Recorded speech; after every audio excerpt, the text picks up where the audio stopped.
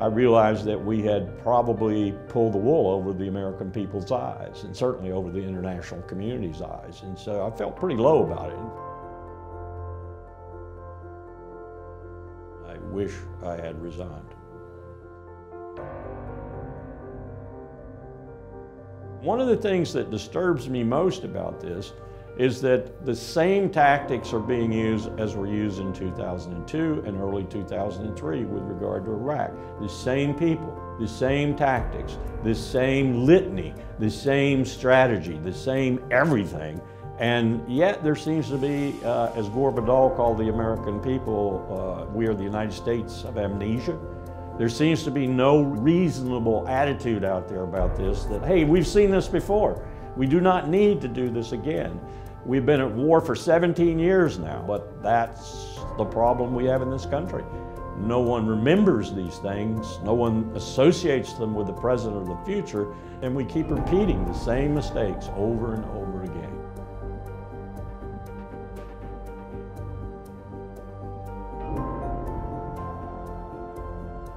Indeed, the facts and Iraq's behavior show that Saddam Hussein and his regime are concealing their efforts to produce more weapons of mass destruction.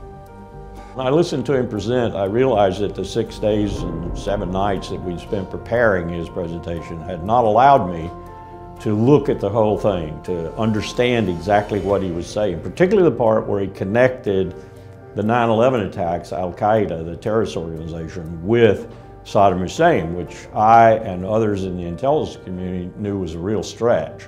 So this was bogus information we were putting out at the United Nations, and Richard Cheney, the Vice President, and George Tenet, the DCI, knew that it was bogus information and never told the Secretary of State. It was one of the lowest points, if not the lowest points, in my professional life. And Powell has said I shall ever be remembered for that moment at the United Nations talking about Iraq's WMD. I suspect he's right. My fellow citizens, at this hour, American and coalition forces are in the early stages of military operations to disarm Iraq, to free its people, and to defend the world from grave danger. This decision in 2003 to invade Iraq will be ever interpreted by historians as a catastrophic strategic mistake. What we did when we invaded Iraq was violate 40+ years of U.S. foreign and security policy. We destroyed the balance of power in the Persian Gulf. And we started what is going on now and probably will be going on for years to come, this massive chaos, killing, death, starvation, states failing and so forth, Syria, Libya, Iraq, and possibly Lebanon, maybe Jordan. What we have is chaos, and we produced that chaos. Just as sure as we produced the chaos, we produced ISIS. We produced all of this by that really unwise decision in 2003 to invade Iraq. The campaign to convince the American people to support the war in Iraq, which was quite effective, and when you consider it was built on a house of lies, it was quite effective. Iran is not this kind of threat that we're saying she is. They don't even have nuclear weapons. Israel is sitting on top of 200 or 300 nuclear weapons. It may deny it all day long, but it's got nuclear weapons. So Iran does not have nuclear weapons.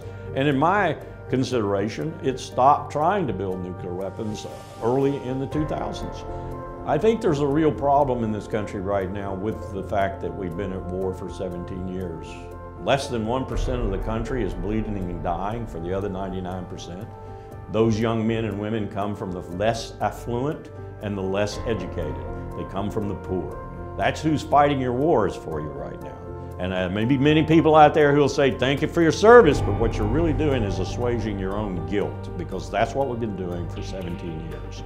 We need to stop doing this. As a young man, 21 years old, I went to war in Vietnam. I went to a war that was built on lies. As an older man, I was Chief of Staff at the State Department and watched another war unfold, built on lies, the war with Iraq. Now we are getting ready to go to war with another country, Iran, on another house of lies. We need to prevent that.